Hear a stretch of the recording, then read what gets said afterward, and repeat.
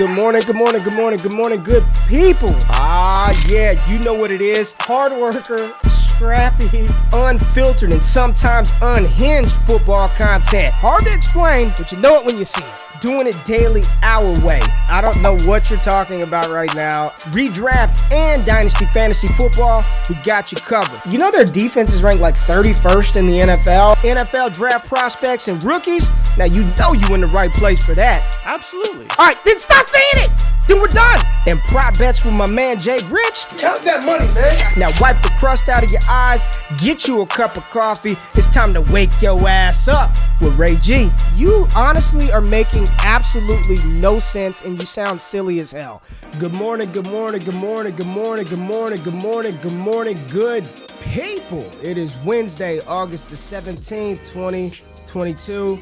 Y'all decided to wake y'all asses up with Ray G, and for that, I say thank you. I appreciate you being here. If this is your first time on the station, first time on the channel, first time watching the show, welcome, welcome. We have a good time over here, man. Shout out our people. Prize Picks down today on this fine Wednesday. Hey, for real, like those NFL future bets, man, go to Prize Picks. There's a bunch of low numbers.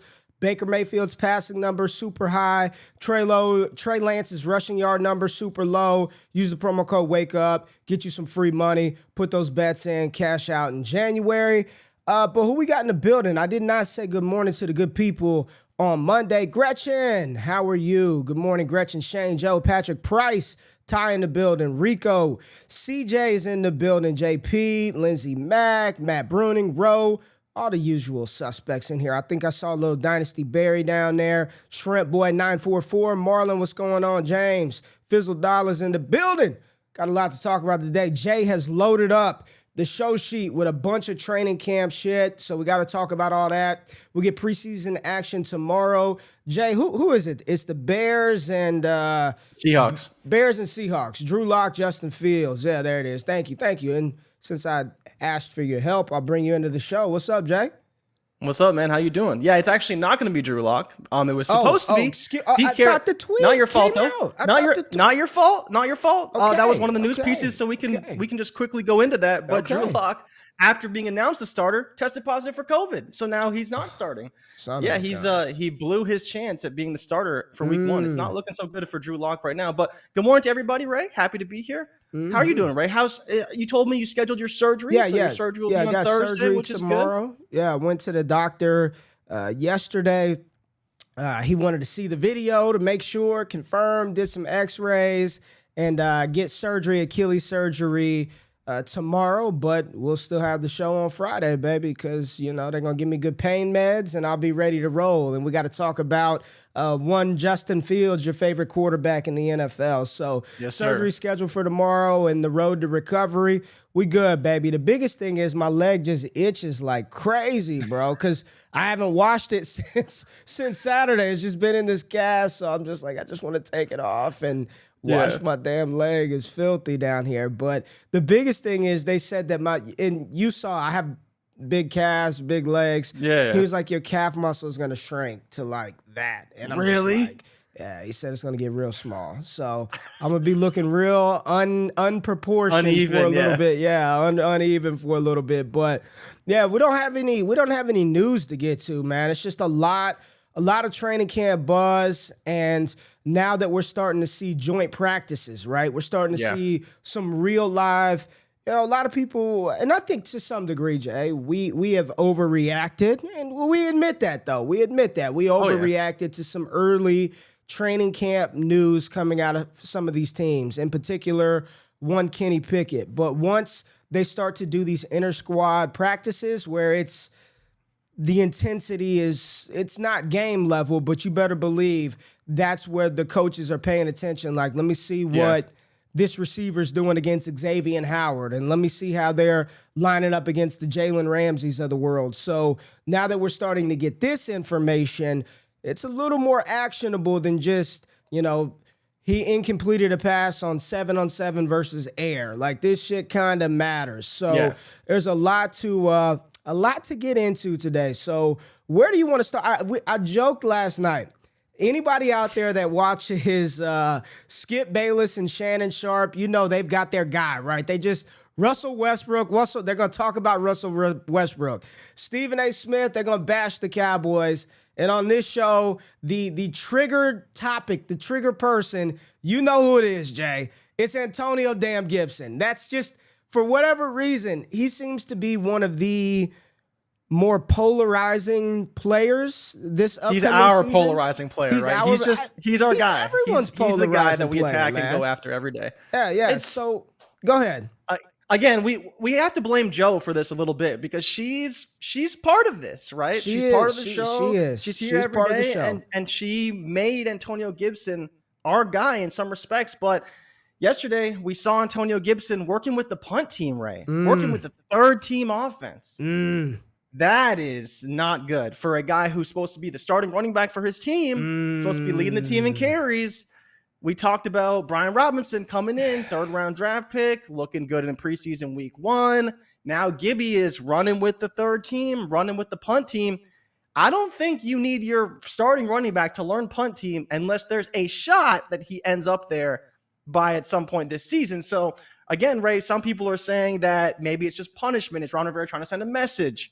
What do you think of this news about Antonio Gibson? Well, report all the news, reporter Richards. He worked with the punt team. He did work with the first team as well. But he went back and worked with the first team as well. Let's complete the news facts here. I mean, dude, the team has been telling us this shit since February, right? They let McKissick walk, but then they bring him back. No, we need you back. All right. So we were cool with that. Okay, JD's probably going to be the passing down back, Gibson to be the primary ball carrier. No problem. Then they go out and draft Brian Robinson. And we try to explain it away. Oh, he's just going to be the backup. He's not going to matter. It doesn't matter. And then you get out there in the first preseason game, and I said this last show. A lot of the stuff sort of like, I'm not worried about it, right? Like, oh, he didn't have a lot of yards. No big deal.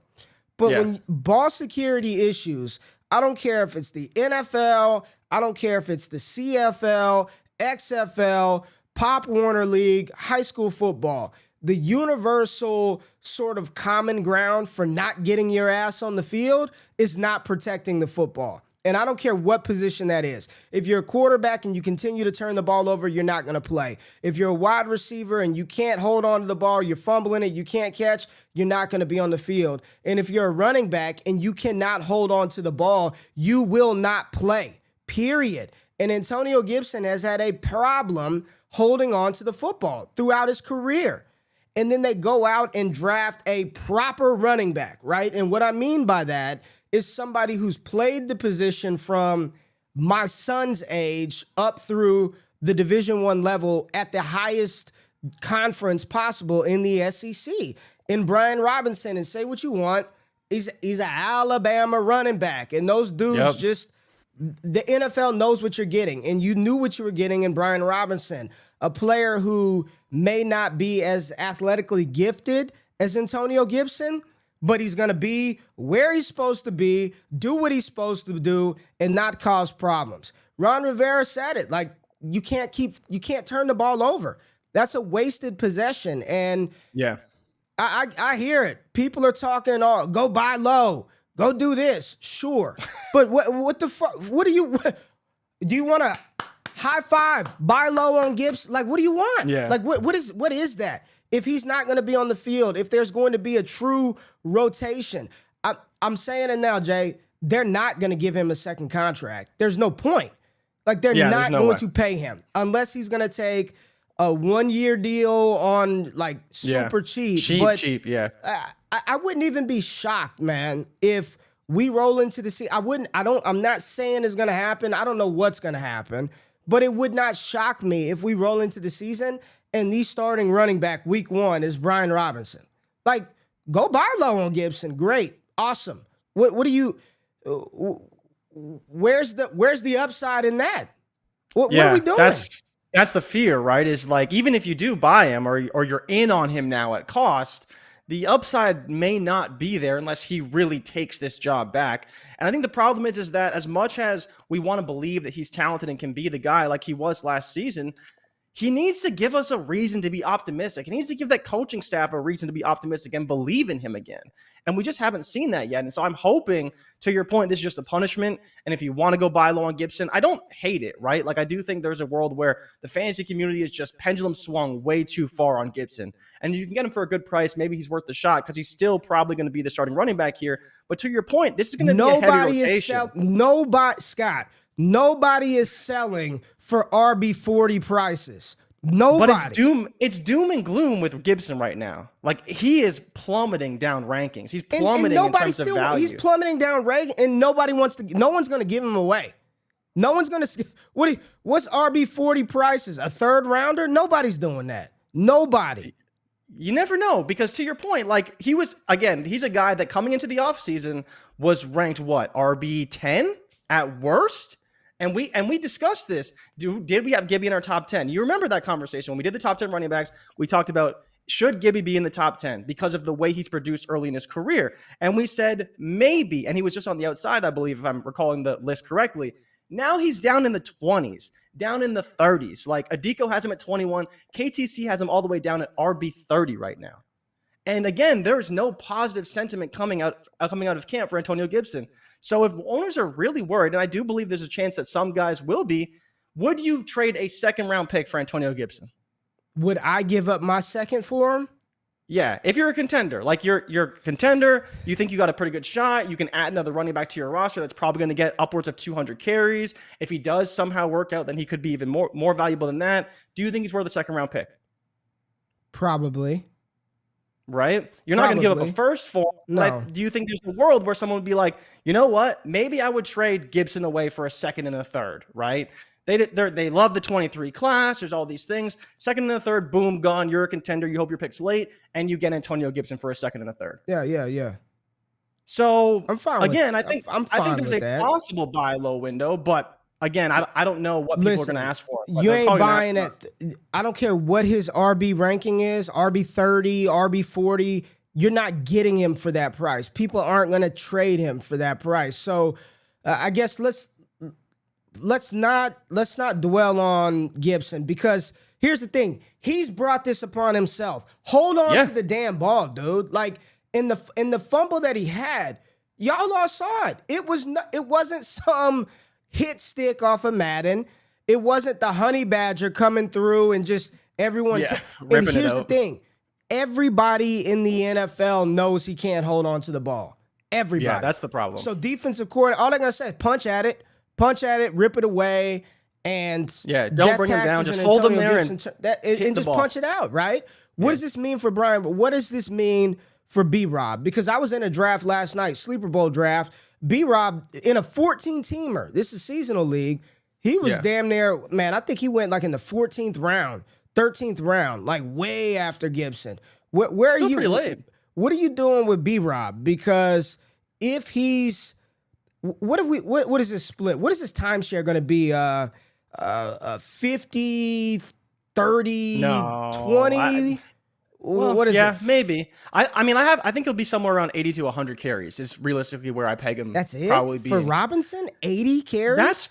That's pretty good, man. Like, again, I don't project him to be the guy. This is a team that's probably going to be behind a lot, so still a lot of snaps for J.D. McKissic, right? Like, I think we need to factor that in. Gibson having a 50% like snap share, I think is a little bit generous. He'll probably be maybe 40, right? I think 40, maybe a 35, 20 type of thing. The numbers in my head are kind of off, but I think, you see just a few less snaps for Gibson than we see from from J.D. McKissic, right? J.D. McKissic's still going to get a lot of snaps on third downs. They're going to be behind a lot. He may even get some snaps in faster situations when they need to go hurry up, all those things. I don't know, man. I don't think Robinson's going to get a ton of work. Do you just avoid it? You can't avoid it though, right? Like, I know we say that, right? Draft him, right? You're gonna have to point. You have to call put your shot on one of them, on one of the three backs.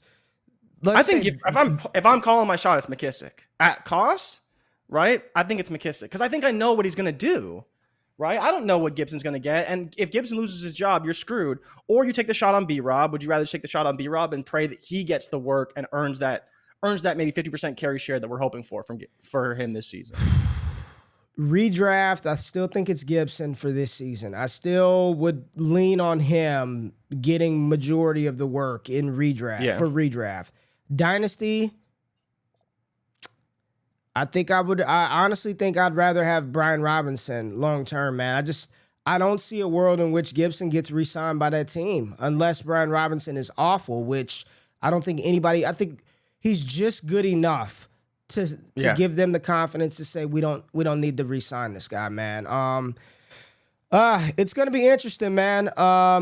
You can't start McKissick in redraft. Yeah, that's why for me redraft it's still Gibson, right? I just don't trust it. I don't trust it, Jay. I don't trust it. But we'll see how this plays out. One of the more interesting developments, because he did start off this season. We were talking about him top 10. Some people had him top 5. Some people said he could finish as the RB1 this season, right? Like there was high expectations for Antonio Gibson, and all that has happened since the end of last season until now are things that make his stock kind of go down, right? Plummet, it's starting to go down, and it's like, everyone buy the dip, buy low. Like honestly, people have been buying the dip for months. Let me tell people something, and those of y'all who participate in the financial stock market world, some of the worst universal advice is just buy the dip. When people say that.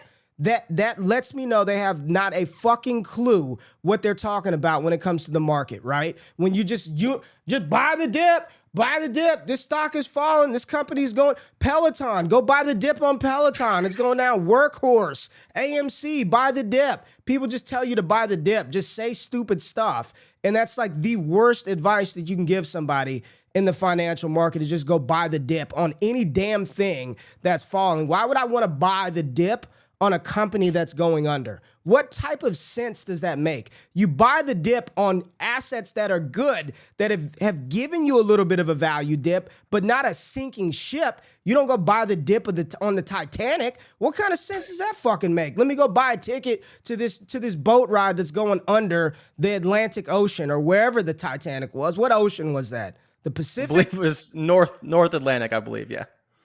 The Pacific? No, the north, like Atlantic Ocean, but like up north a little bit. I believe it was a trip to like Iceland, or I forget where it was. Antarctica? But I don't know where it was. Okay, I don't know where it was either, but come on, man. You get what I'm saying, right? Yeah. But speaking of buying the dip, Ray, let's talk about Saquon Barkley, because ESPN's Jordan Raanan believes Barkley's workload will be huge this season if healthy. Saquon Barkley's, borderline top 10 running back as far as ADP goes. Are you too low right now on Saquon Barkley? And I'm not too low on him. So where are you at with Saquon Barkley then? I like him. You like him. That's it. That's your analysis. You like him. Well, we've been talking about the Giants. He's the only one I want on that team. He's the only one. Last night we were doing the Sleeper Bowl draft, and the patrons, that was my squad. The Heisman tier members drafted that team. We went through every pick. And they got me a little bit excited on Tony as my wide receiver 3. I didn't get a chance to draft Tony. But Saquon is the only one. I don't want Galladay. I don't want Wan'Dale Robinson. I don't want Daniel Bellinger. No, thank you. I damn sure don't want Daniel Jones. The only player I want is Saquon Barkley. Where's he at? I saw somebody move them up over Najee Harris yesterday. I think it was Mike Florio. Moved them up over Najee Harris. Yeah. I mean, where are you at with him? I don't know, man. I don't know if I'm bought in. And the reason why is really just the offense. Like, I'm still concerned about the offense and how it's ultimately going to shake out. Like, there's already reports that Dable may not even start. Danny Dimes, those are kind of continuing. He talked about it yesterday, saying that Tyrod Taylor may get more first-team reps. So, we'll see what happens. But Barkley being the starter, obviously, massive role we're projecting for him. But how do you, is he a top 5 guy this season? And would you ever come close to drafting him there? And for Dynasty, where would you peg him overall? Because he still has a massive ceiling. He's going behind Austin Eckler. He's going behind CMC. He's going behind some of these other really talented running backs. But again, are we buying the dip on Saquon Barkley to be the top 5 asset that we project him to be out of college? See, that's a good one. If you're going to buy a dip, I'm buying in on Saquon. Is he going to be what we thought he was coming out of college? Was this year 5 for Saquon? Yeah, going into his option year. So he's playing for an extension, which I think is important because we've seen running backs play for extensions and they get massive workloads because teams don't necessarily want to pay them. And he's still looking for that extension. So I think the Giants will run him into the ground and work Cody ETN Smith over Barkley. ETN over Barkley in redraft. You don't think? Well, let's talk about it. I mean, who's better, the Jacksonville Jaguars or the Giants? What team is better? Like what do you Are we talking team or win total? Because I think those are two different questions. I think I would take the Jags for win total, but I think the Giants probably still have a better quarterback play. T-Law's better than Daniel Jones. He's better than Daniel Jones. Oh man, but Saquon has to be over ETN. I'm sorry. I love ETN. I think he's great. I think so too, man. It's still Barkley. Has been like a 2,000. It's still Barkley for me. Guy, right? So. And reports out of Jacksonville or J-Rob is back. He's running with the team in team drills. He's running routes. He's gonna play, right? I still believe, and we still believe that ETN is gonna lead that team in RB touches. But there's nobody else for New York that's gonna carry the ball behind Saquon Barkley, man. It's Barkley. Passing down work, Barkley. First and second down work, Barkley. The only time he won't be on the field is an injury, of course, or he needs a breather. Other than that, Saquon Barkley's on the field the whole time, whereas ETN, I'm not sure, man. I think J-Rob is still going to play. If he's healthy, Doug P's going to throw him out there, right? Like, that's 100%. And unless Barkley I think that's fair too, though, right? Like J-Rob has the talent from a rushing perspective that he should be on the field. I think he's shown that for his time in the NFL, and we still need to kind of wait and see what we expect from ETN because he certainly didn't look so good running the ball in his first preseason game. Not going to judge him too heavily, but if J-Rob can do a better job and they're seeing that in practice, he's probably going to play. But going back to a rookie running back, Ray, Kenneth Walker from Seattle is dealing with a small. Ken Walker. My man, Ken. Yeah, Ken. Clark. Ken Walker dealing with a small hernia issue. Yeah. And I think, man, I'm worried now because Penny's back at practice. Walker's dealing with this hernia issue. Everyone was buying Ken Walker a few days ago when Penny was out. He's injured. But, I mean, now we're looking at potential surgery, and I don't really know what to expect. Pete Carroll says he's hopeful for week 1.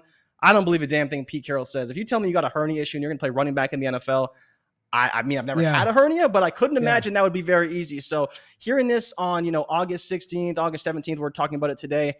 It's a bit of a problem. They have NFL games in 3 weeks. Penny is back at practice. If he doesn't get hurt, he's going to be the starter. But this also limits his touches in the preseason and what he can do to show the team that he's worth, that RB1 spot. How do you feel about Ken Walker now, knowing he's got the sports hernia injury? I'm not glad that's happened to him, but I guess for his, return to the field, it's better that this is happening like now than week 1, right? A lot of people are saying this is what Rashad Bateman had, where he missed, I believe, 5 games to start the season or something like that. I'm not sure the timeline. I heard I listened to a couple of sports injury doctors talk about it's a painful injury. You can't cough, you can't laugh, you can't sneeze, and you can't play. I think Marshawn Lynch, don't quote me on this, but I saw there was something where Marshawn Lynch had it one season and played like the first 2 weeks and then was out for the rest of the season, or played like 3 games and then was out for the rest of the season with it. It's just, damn, man. Seattle running backs, they can't stay healthy ever. It's the running back position, man. Like, it's a brutal spot, man. It's a brutal spot. These dudes just, it's not just Christian McCaffrey. It's not just Saquon Barkley. Like, this is football, man. It is just it's an unforgiving game. The ultimate X factor is always and will always be injuries because they just happen randomly. And when they do, they linger. You got to rehab. You come back. You're not all the way. I don't feel good. That's what I'll say. I don't feel good about it. I guess if you were depending on him to give you points at the beginning of the season, I don't know enough about his timeline, or maybe it's not going to happen early for him, and maybe by midseason, towards the end of the season, he's back and full strength and is taking that backfield over. I actually drafted DJ Dallas hella late in a draft that I'm doing now. Like it's deep benches, deep rosters. I just grabbed DJ Dallas, just saying maybe he gets a shot, right, as the second back behind Penny. For sure. But it's not good. That's all I'll say. It's like I don't feel good about it, right? It just sucks because I know a lot of people were anticipating Ken Walker coming into the season and playing right away. So not good for Ken Walker. Let me ask you about let's stick with the injured running backs and let's pivot to another hot topic item. Old J.K. Dobbins and what his head coach said about Dobbins. Said he's in an evaluation period and he's kind of back on track. And I thought he looked a little better than he did before. No shit. The video that y'all posted 2 weeks, he looked terrible. He was limping around out there. We know he didn't look 100%. So I'm hoping he looks a little bit better. But again, with these running backs that we were thinking coming into the season were going to help us, what are we doing with J.K. Dobbins? What are your expectations? And what are we thinking about Dobbins, like, coming up for this year and beyond? It's tough, man. Like, even with beyond, I think the issue is that this is now his third season. These are the prime years for the running back position, right? This is when they're supposed to be making their hay. And, of course, Dobbins was injured last year, and he's still dealing with that injury this year. But if he's not healthy for the season, it's so difficult to think about what do we do with him. Are we still buying in on J.K. Dobbins on Baltimore? Because the situation is pretty good. You know, unfortunately, Lamar hasn't thrown to the running back too much throughout his career. But outside of that, we know that the rushing volume is always going to be there. But what do I do with J.K. Dobbins? I mean, realistically, I think I'm at the point now where if he's not there to start the season, I'm waiting for him to come back. And by the time he comes back and gets a little bit of hype, I'm probably trading him. I'm probably trading him because I just don't want to deal with what his value could be. You know, we've been talking in Discord so much about how Scott Connor has telling us, like, when these guys get injured, like, just sell them for what you can get. And because that value may never come back. And that's something I picked up on a lot because, you know, we've seen with Saquon Barkley. He was the guy. He was like RB2, RB3 after his rookie season. Gets injured. That value has never come back. That peak value has never come back to what it could be. And so in a lot of ways, it's just about being flexible, right? And Scott's talked about this a lot, being flexible with your assets because an injured running back, talented or not, doesn't give you any flexibility with what you can do. And with Dobbins at this point, man, not to say that I'm out on him entirely, but people are still really high on him. RB14. People are still really high on him, and I don't know if I can go there with Dobbins right now. I like him from a redraft perspective. If you want to take him, I'm fine with that. But for a dynasty perspective where you're hoping he gains value for you, I don't know if he will. I don't know if he's going to have a good enough season to where he is going to gain value for you heading into the offseason. Where are you at with Dobbins and kind of how do you feel about him? We've talked about him a ton, but I just don't know if I want to take the risk on him right now, especially in dynasty. I mean, I don't know, man. I don't know. I could go find him. I can just go find another Dobbins. I could just go find another one. I just think that he feels replaceable at this point. He feels replaceable. What we wanted or what we thought we were going to get coming out of Ohio State in 2020. You know, I think people were thinking he could be a top 8 type running back in the league. I think that was the expectation for him because he can catch the ball. He is good between the tackles. He is explosive. But he landed in Baltimore where the quarterback runs the ball a lot, where they don't throw to the running back a ton, where they utilize a bunch of running backs. He's dealing with an injury. I don't know, Jay. Like, just somebody that I feel like I can just go find another. There's J.K. Dobbins in every draft class. Zach Evans is J.K. Dobbins of 2023. I can go get Sean Tucker. I can go get, Tank Bigsby. He may not be as explosive as Dobbins, but you get my point. I want to use him. And if I can't use him week 1, I think I'm like you. I wait till he comes back. Wait until the community consensus around him is, he's back and he's ready. And then I'm putting him on a flight and I'm sending him off, man. And I'm pivoting. I'm pivoting off of Dobbins. I just don't have time to fuck around with them, man, and just play around and pray and hope, and it just sucks, man. Scott said it. The timing was the worst too. RBs have a short shelf life to be impacted in year 2 and 3, like Dobbins Acres. Those are prime value years. Yeah, that's what it is, man. That's the big issue, right? Is that the issue. What do we really do with these guys at this point? And another guy is Miles Sanders dealing with an injury. Oh, gosh. Hamstring. Where are you at with Gainwell now? A lot of buzz about Kenneth Gainwell this season. Where are you at with Kenneth Gainwell knowing that Sanders is dealing with a bit of a hamstring injury? Will it linger? Maybe not, but him not being out there obviously hurts his case to be the RB1. Yeah, good for Gainwell, right? But even still, what is he long term, man? He's a rotational guy. Like, I don't think Gainwell, as much as I like him, I don't think he's ever going to be the guy in the backfield. I don't think the coaching staff is going to say we trust Kenneth Gainwell enough to give him 15 to 18 touches per game. He's going to be our guy. We're going to build with him. Our Tony Pollard, yeah. I think in best ball though he's very interesting, right? Yes, because he wasn't a guy that we pegged to have a massive role. But in a best ball league, I think you could really take a shot on Gainwell because he's not only is he going to be the receiving back, is what it's pretty much already been discussed and pegged throughout this offseason, but he may get more rushing work than we're expecting. And so for me, I think that especially in the best ball league, he could be very, very good for you. Like you're talking about that Tony Pollard role. Tony Pollard's a guy who's been steadily getting more and more work throughout the offseason. Here goes a good question. Is that what are you Dobbs? You're saying Dobbins or Gibson in Dynasty? Which one? It's very easily Dobbins for me. Just from a talent perspective alone, I'm taking Dobbins, right? Injury or not, I think you have to take Dobbins because he can retain value. I don't think that Gibson's going to be getting much value back personally. Dobbins or ETN? Easy ETN, right? Easy? I think you have to. I don't know if it's easy because Dobbins will come back. And if ETN doesn't look good, he's down there, right? But again, I think for today, I'm taking ETN, but it's close because once Dobbins comes back, there's going to be hype. He's already RB14 and he's hurt. That's crazy. And he may come back, may not come back. So if he does come back and he, rips off an 80-yard touchdown run, hype's going back through the roof. I don't know if we're going to necessarily see that from ETN, but we'll see. It's close.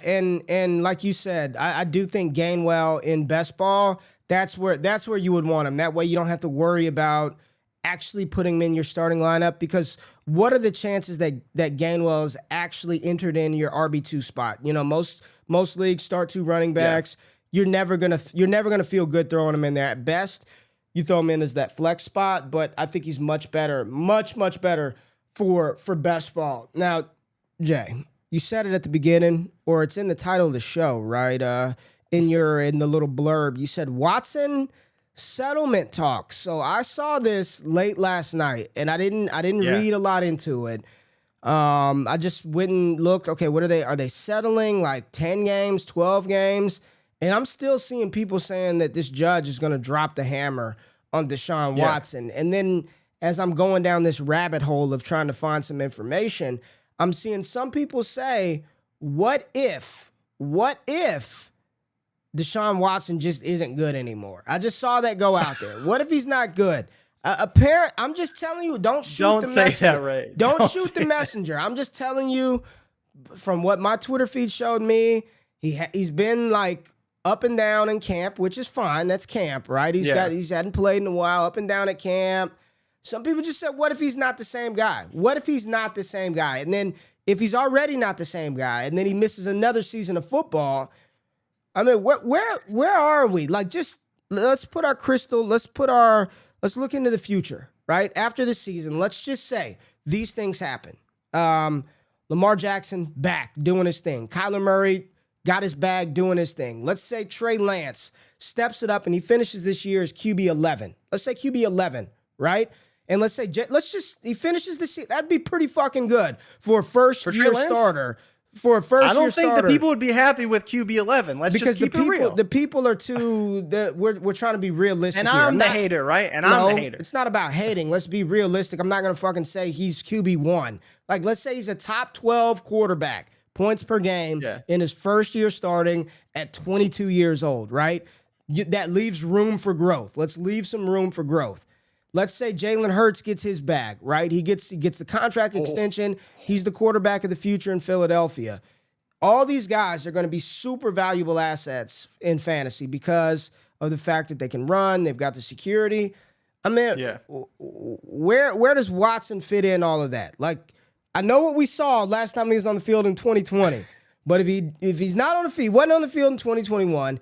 If he's not on the field in 2022 and he's not touching the field until 2023, where we could see an Anthony Richardson in the top 5, a Will Levis in the top 10, Bryce Young and CJ Stroud, where does Watson fit in the NFL fantasy football pantheon of tiers, where would he go? Where would he go? Realistic, because we've said I think he's got to be outside the top 12, right? He's top 5 easy. Watson is right back to being top 5 easy. I mean, it's funny. So you're talking about what if he's not the same guy? It just gives me hella Tiger Woods vibes when he got caught cheating on his wife. You know, when everything comes out and the news blows up, all of a sudden Deshaun Watson not the same guy when he's not, well, you know, doing what he's doing. So to your point about Watson and his value, I think you're right. I think that there's going to be a lot of guys coming in. We could see a Trevor Lawrence ascension. We could see a Justin Fields ascension from a value perspective. We could see, like you said, Jalen Hurts, Trey Lance, stay in that top 12 conversation. When these guys are playing, it's going to be very difficult for Watson to stay up there, right?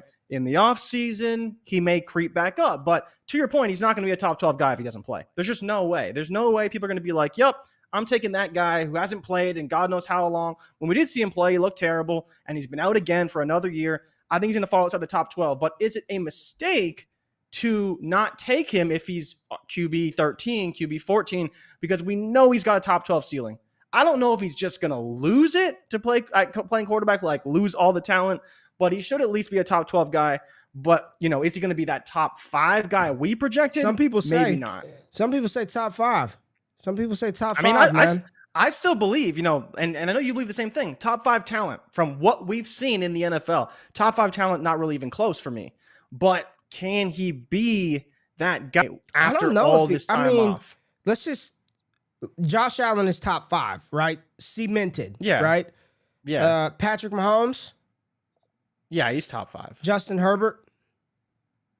Yeah, he's got to be top 5. Joe Burrow? You could make the case. I wouldn't necessarily throw him in top 5. We'll leave him out then. Lamar? Because he doesn't run, right? Lamar's probably top 5. Okay, that's 4. Kyler's the one that you make the case for. You know, I've been saying I think Kyler's got the highest ceiling for fantasy and of anybody in the NFL. But again, it's like, for me, it's Watson has the rushing ability with the arm talent, right? He's got the Justin Herbert arm talent. He's got not quite the Josh Allen arm talent, but he's got the Herbert arm talent. He's got, you know, the Burrow arm talent. He's got all the arm talent and he runs. So that's the only thing is that, you know, you see a guy who can do all these things. He hasn't done it for a long time. And that's why I think you're right. Like, he's probably not going to be a top 5 guy at all. Like, I don't even think it's going to be a conversation, but could he get there depending on what the Browns do on offense and how they ultimately shape the team around it? I think there's a real world he could be, but he's definitely not going to be after this season if he doesn't play. There's no way. I guess the better question is this. Who out there has the conviction to draft him ahead of, and again, the way that I laid this out, and I didn't give the example that every damn quarterback smashes this year, right? I didn't say T-Law, I didn't say Fields, I just said let's take Lance and Hurts, because I think those are the two that are prime. Like, I know I said QB 11. I just threw out an arbitrary number, but I do think there's a world in which Trey Lance finishes as a top 8 guy this year because of the rushing upside. Like, I think we see that, man. They're going to let him air it out. The throw to Danny Gray, whatever you want to call it, busted. Jimmy Garoppolo, you said it on Monday, he's not making that throw, right? Like, he is incapable of putting it down the field where Trey Lance did. He's too scared. He doesn't want to do it. So Lance and Hurts are the two quarterbacks that, if things continue to play out, and you see that first, it's one drive, it's preseason. I don't know, man. It has nothing to do with his talent. I think Scott's here. Comfortably top 10, but you can argue that I want 8 or 9 guys over them at their current production. But that's really what it is, right? Okay, that's let me give you the list. Let me give you the list in order from Adico's ADP. Josh Allen, Justin Herbert, Patrick Mahomes, Joe Burrow, Lamar Jackson, Kyler Murray, Dak Prescott, Trey Lance, Jalen Hurts, Russell Wilson, Deshaun Watson. All those guys are top 10, and then Deshaun Watson is 11. And I think that's pretty fair. Like, I don't think it's crazy. Maybe you're not all in on Dak anymore. He's QB 7. Maybe you're not sold on Joe Burrow, QB 4. But again, the weapons are there for Burrow. That's why you want him in the first place. He's got all the pieces in place to be a great quarterback. Watson, you're betting on the talent and being in a better situation than he was in the past, where we saw him being a really talented quarterback. But I don't think it's unfair to say that this one, Jay. You can take all 10 of those guys ahead of him. I think Scott, for me, nailed it. Top 10. I think I would take him Russell Wilson or Deshaun Watson. I'm just asking. Russell Wilson. I think I'm taking Russ, man. Like, Russ is in a perfect situation. He's got better weapons. Yeah. He's going to be, I mean, he's not locked up yet, I don't believe, but he's going to be locked up. Dak or Watson. I think that's the conversation that, for my own personal opinion, I think Dak could regress in a serious way this year. I don't think that Dallas has the pieces in place to be as successful. Now, I could be completely wrong. But we've been all in on Dak, it seems like, for the past 2 years. And he hasn't. 1 year got injured, and last year he didn't quite get it done. But again, when Deshaun Watson comes back, am I gonna take? I think if everything was equal and the talent was just the team talent, everything in place, I would 100% take Watson over Dak. 100%. Because Dak's not running anymore. If he doesn't run this year, then he's probably never going to run again. And I still think that Watson's going to run, right? And that's kind of the difference. I think arm talent is pretty similar, and the weapons will be pretty similar by the time that comes around. So that's the conversation for me. But if you want to take Hurts, Lance, Russ, obviously Kyler, Joe Burrow, Lamar, like all those guys over Watson, no problem with that. I think that by the end of the year, Watson's going to be outside the top 12. I think he's a top 10 guy, but I think there are 8 or 9 guys, like Scott said, that I'd prefer over him. There's no freaking way, zero, that I would take him as a top 5 quarterback. I don't think I could draft him that high. I don't think I could take him over Kyler, over Lamar, over Burrow, over Herbert, over Mahomes. And would you take him over Lance? I am irrationally high on Lance, man. I truly think that's community sentiment, man. That's you're not high on Lance. That's what people believe. I don't think he's the perfect quarterback, right? Like, I think there are some will experience those growing pains.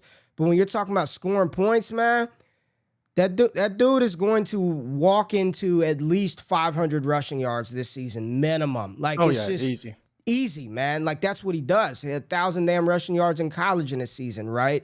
And then the offense, he doesn't have to do much. He's got Ayuk, Kittle, Debo, arguably 3 of the best yak-type guys in the league at their positions, right? All he's got to do is get it to him. Just complete it. And then Danny Gray, while he will not be a fantasy-relevant asset this season, having somebody that can stretch the defense to clear out the underneath routes for Kittle, for Ayuk, for Debo, that's only going to help him, man. And once he gets in the flow of it and shit breaks down, Eric Crocker, shout out Eric Crocker, he talks about this all the time.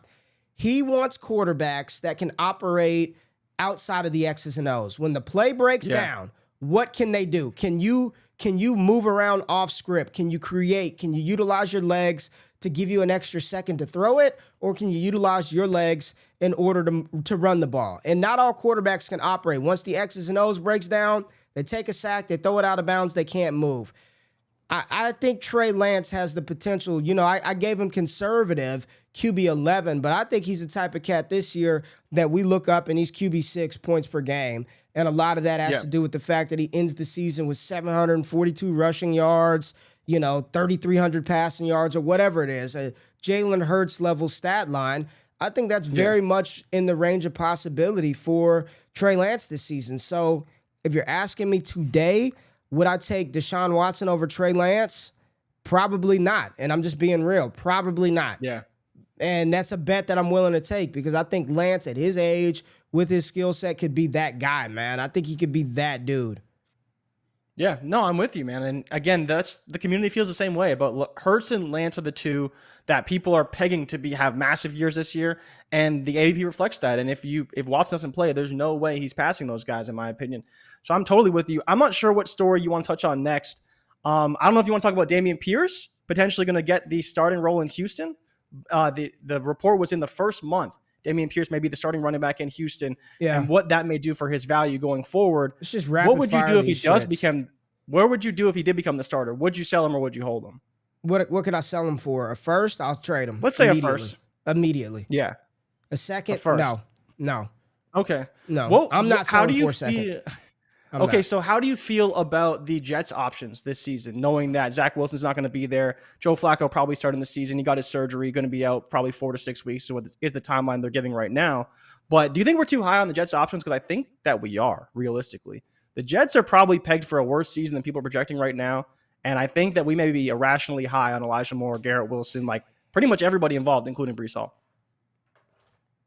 You know who I want is Tyler Conklin. Joe Flacco and those tight ends. Yeah, I mean, he did it with Dennis Pitta. I want Tyler Conklin, and he's running ahead of CJ Uzoma. Conklin is going super late. You don't even have to draft him. Redraft leagues, he's a waiver wire streamer tight end.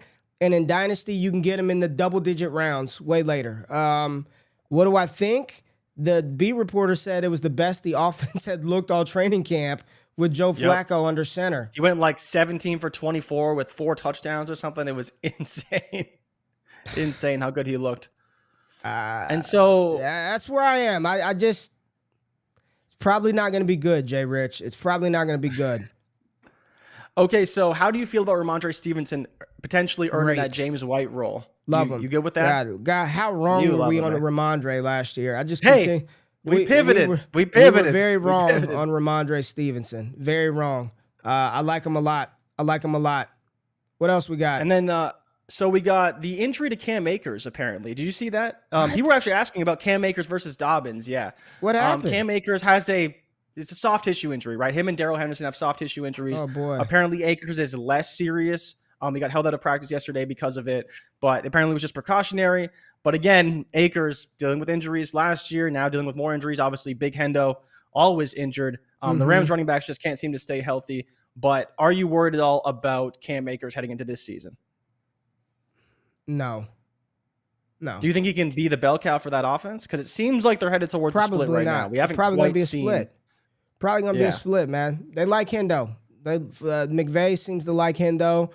Am I worried about Akers? No, but again, probably to Scott's point, probably should have sold his ass. He had like 2 opportunities last year. Probably should have got off of him for that first or whatever you could have gotten. I mean, I don't know, man. Look, I don't. It's a good offense. They're probably both going to be good. They're probably both going to be good regardless, right? They're probably... I don't know. I'm just fucking talking at this point. What do you think about MT? Talk about Michael Thomas before we get out of here, because let's get spicy. Let's get spicy, Jay. I really believe that if MT is healthy, like the reports are saying, practice camp, where's he being drafted now? Let's look at where. I don't know where, but it's probably too damn low. Like, let's be honest. I think it's too low. Let me holler at my boys player profiler. Let me go to Michael Thomas and see what his underdog ADP is right now. 56.8, up 17 spots. Man, he is climbing. Yeah, he's rising. MT probably. Do you think if he's healthy, does he have a shot at finishing as a top 10 wide receiver this season? Yes. I would want to set the bar at like maybe 12 or 10. 15, maybe. 10 is bold, right? 10, he's got to see 150 targets. But I do think there's a world where that happens. And I think why wouldn't he? Reports, well, you never know. Maybe they get some to Chris Olave, Jarvis Landry. I don't know, right? Alvin Kamara is probably going to be the guy who's not going to get the targets because Jameis doesn't check down. But MT, all the reports are dude is just looking better and better every day. And I think this is why so long ago I was like, man, people need to start buying them up, because you've seen his ADP was in like the 70s, 80s, 90s. All of a sudden he's in the 50s. Low. It's because he has that upside. When he was healthy, he was a superstar. Literally, he was one of the best receivers in all of the NFL. So you have to take that shot on him. Still, in my opinion, I'd still be drafting him. Still be trying to trade for him if you can get him. I think he's got a super high ceiling. I'd be betting on him this season. I'm with you, Pete. He's got to stay healthy. But if he's healthy, I think Mike Thomas is a top 10 wideout, and we're drafting him way. Like, do you think he's going to go out there and they're not going to throw him the ball? He's going to get thrown the ball every damn time by Jameis Winston, man. If he's healthy, which by all accounts he is, who are we to say that he's not? I think Michael Thomas is due for a smash season, man. I am more competition than MT has ever had. 10 is possible, but less likely. Not true. He beat out Brandon Cooks as a rookie. Let's not go there. Let's not go there. Beat out Brandon Cooks as a rookie. Everyone's favorite wide receiver to draft late. He beat out Brandon Cooks as a rookie. Yeah. Kicked him to New England. Don't worry about competition. He's good. So, okay, do you no, Gretchen, I wouldn't reach for him because he keeps falling, right? Now, I see that we talked about his ADP. He's going up now. He's going up now. I would need to know what you mean by reach, Gretchen, before I would. Would you take him as your wide receiver one? That to me is the question. You go running back. Would you take him as your wide receiver one? No. Okay. But I think if you can get him as a wide receiver two, if the board fell out where I'm just stacked, I got 3 beast at running back, and then because I don't know, I wouldn't take him as wide receiver 1. Wide receiver 2, yes. Wide receiver 2, I could rock with that. Wide receiver 3, optimal, because I know as my wide receiver 3, I've got potential to get a wide receiver 1 out of it, but I don't think got him at 809 in a redraft. Yeah, there you go. That's a great value, right? Okay. As long as he's not your wide receiver 1, I think it's good. And to Patrick's question about who was the wide receiver 3, I believe it was Kenny Stills back when they were that. I don't know Kenny what year Stills was that deep Kenny threat Stills. too, right? Kenny Stills was that it was deep Kenny threat. Stills, Brandon Cooks, and Michael Thomas, I believe, were the 3. Yeah, I'm trying to go to this Sleeper Bowl, the draft that we had last night, to see where we let's see where MT went. I'm pulling it up right now. Michael Thomas. What color are the receivers? Blue. Looks like MT went in the, I can't find it. Oh, here he is. 5'6". AJ Dillon. AJ Dillon took Michael Thomas, 1 pick after Amon-Ra St. Brown, and he was you got to do that. a couple of picks before Elijah Moore and Brandon Ayuk. 5'6". You got to redraft. I think that's a good value. Like, is there any world where you would take Amon-Ra over Michael Thomas? Maybe. You can't do it, right? JJ did. JJ Zacharyson did. Took Amon-Ra at 5'5", MT at 5'6". Yeah. 14 teams though, right? 14 teams. Yeah. Yeah. AJ Dillon knows. AJ Dillon knows. I told AJ Dillon he was sniping me, man. I cussed him out in the chat last night, sniping me in the draft, man. Just throwing that out there. Yeah. All right. All right, folks, we got a good show today. We got a surgery tomorrow, but I believe we still will be here. Jay says we have to do the show on Friday, so I'll probably be sky high, but I will be here, and we'll have some fun. We'll talk some preseason because we got that Friday, Saturday, Sunday, I believe. Got a game tomorrow night, so we'll be tapped into the Geno Smith experience. No Ken Walker, apparently. Probably no Rashad Penny. I wonder if DK is going to get out there, but we get to see a little bit of Justin Fields and Darnell Mooney and Tristan Ebner and all that good stuff. So appreciate y'all tapping in. Make sure you subscribe to the newsletter in the description. Check out all the content that Destination Devi is dropping. Comment, as James says, for the algorithm. Love you, James. Hey, if you haven't seen the video James made from our draft day stream, go to my Twitter account. Unreal. Check that out. It's hilarious. James, I told you to get you a damn Twitter, man, but it's got an IG. We tagged it on there. Jay, anything you want to say to people before we get out of here? No, I'm good, man. Everyone have a good day. All right, y'all have a good day. Enjoy that Wednesday. We shall see you on Friday. I'm out of this thing. Peace.